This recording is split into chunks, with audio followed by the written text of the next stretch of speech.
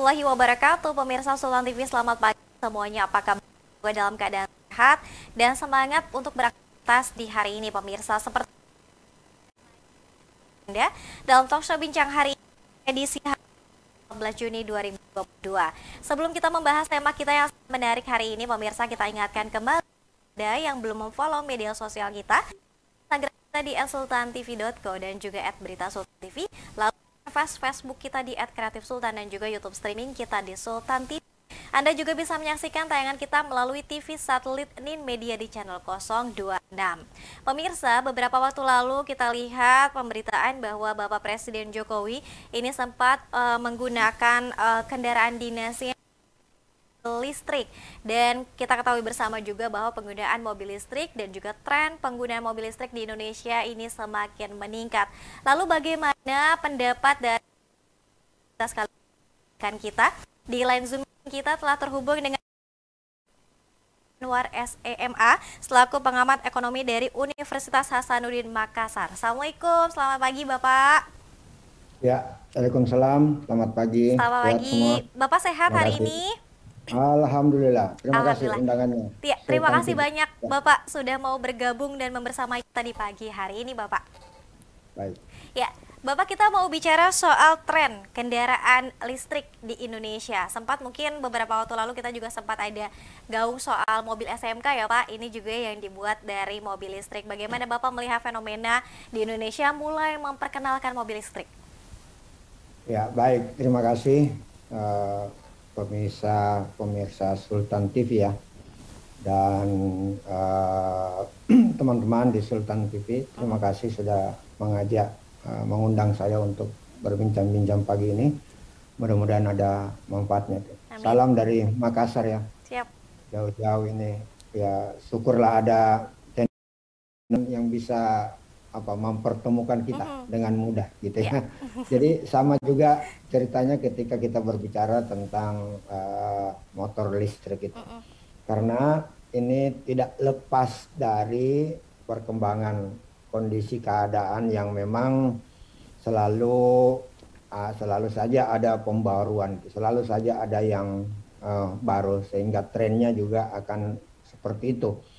Nah, untuk berbicara tentang kendaraan listrik, ini tentu saja sesuatu yang baru, sesuatu yang perlu kita berikan literasi yang baik kepada masyarakat dengan segala macam plus minus dari sesuatu yang baru.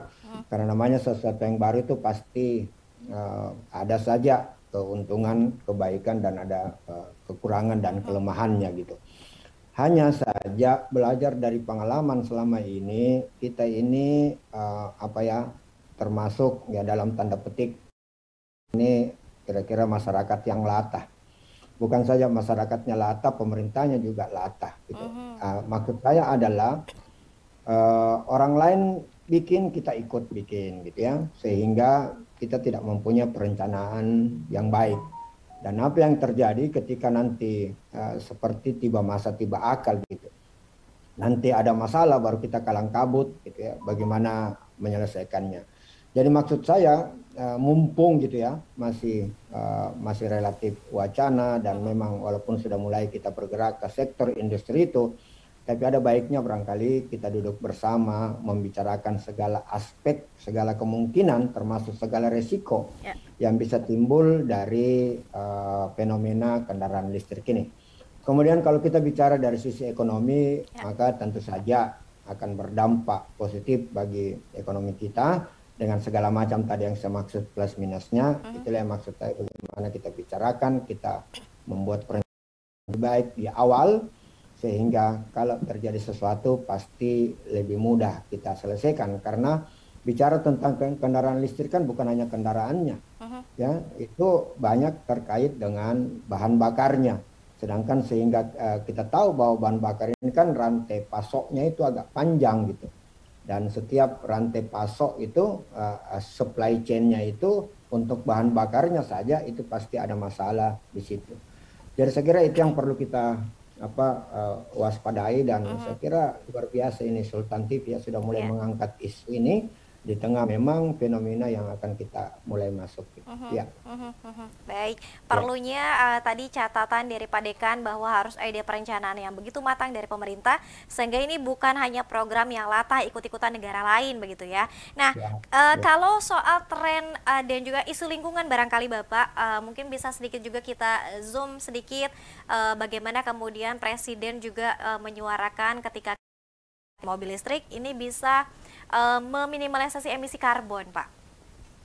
Ya, ya. Jadi memang isu lingkungan ini sangat erat kaitannya dengan kendaraan listrik ini. Cuman saya koreksi dulu ya, saya bukan dekan, saya wakil dekan. Ya, siap. Membantu dekan gitu. Siap. Nah, saya wakil dekan bidang 3 ya, kemahasiswaan dan alumni. Jadi memang beberapa teman-teman di BRIN itu ya melakukan riset terhadap dampak ini, lingkungan terutama isu lingkungan, dan memang biasanya hubungannya itu apa ya, hubungannya sangat signifikan antara teknologi dengan isu lingkungan gitu, karena tentu kita berharap bahwa perkembangan teknologi ini yang mau tidak mau juga akan menggunakan sumber daya alam, paling tidak kita meminimalkan masalah-masalah yang berkaitan dengan lingkungan gitu.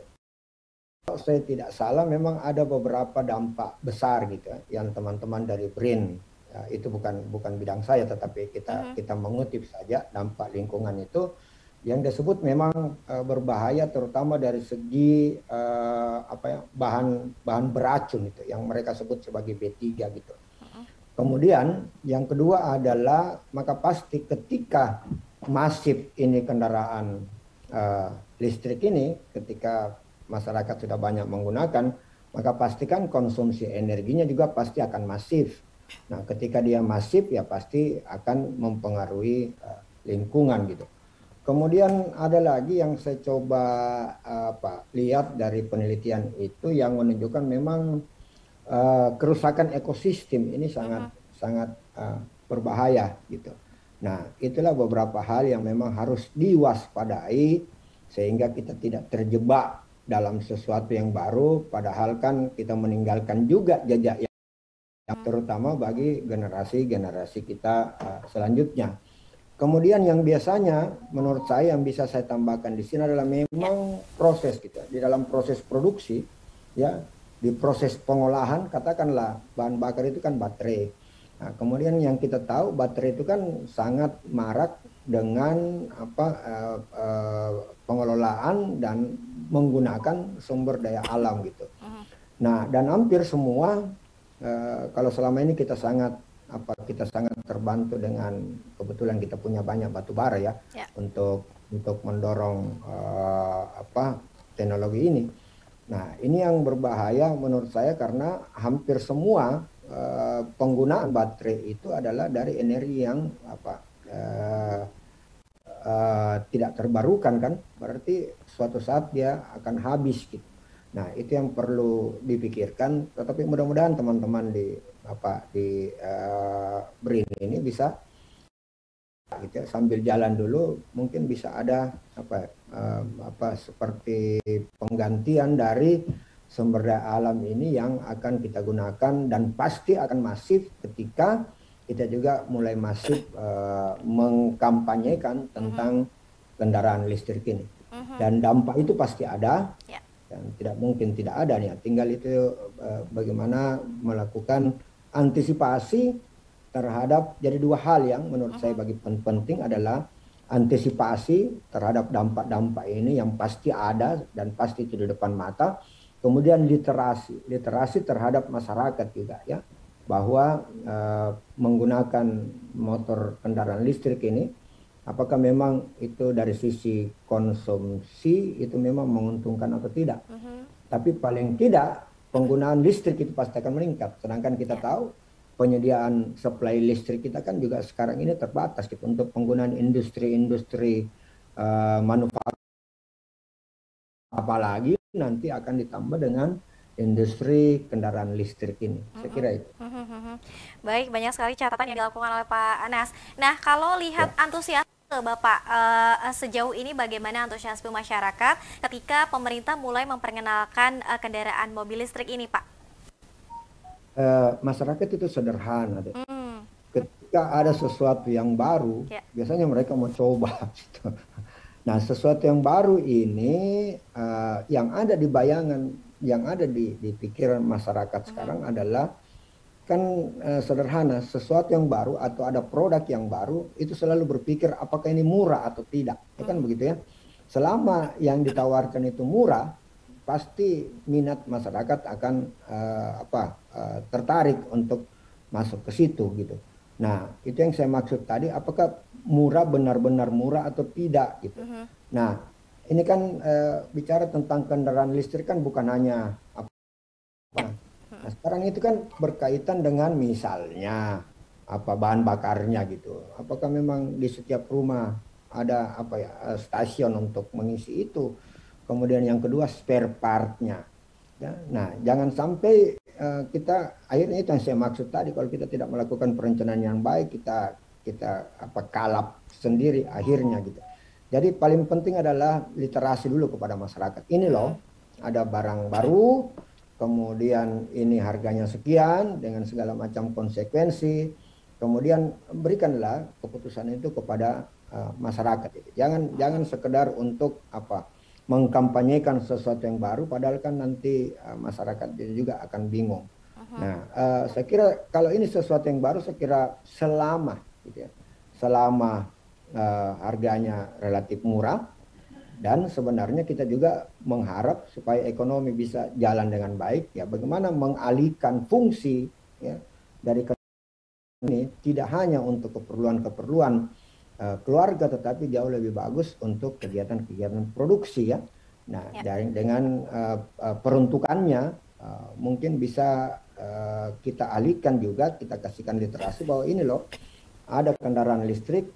Kalau selama ini misalnya Anda menggunakan jasa online gitu ya. Nah, sekarang setelah ini ada listrik, tentu biayanya lebih murah. Nah, kalau biayanya lebih murah kan berarti pendapatan masyarakat akan semakin tinggi akibat dari pergeseran dari yang katakanlah dia konvensional ya yang selama ini ke sesuatu yang modern gitu. Nah, saya kira sesuatu yang menarik gitu. Selama itu catatan-catatan saya di awal itu perlu kita pertimbangkan. Baik Pak Anas, kita harus jeda dulu Bapak, nanti usai jeda kita juga akan bahas sebetulnya kalau ada pertanyaan apakah Indonesia membutuhkan motor listrik ini atau tidak pertanyaannya. Kemudian kalau soal hitung-hitungan ekonomi sedikit membahas bahwa ada tentunya keuntungan dari sisi ekonomi, namun juga ada kerugiannya tentu ya Pak ya, karena ada dua sisi begitu. Nanti kita akan bahas Bapak, kita harus jeda terlebih dahulu. Pemirsa tetap bersama kami dalam Bincang Hari Ini.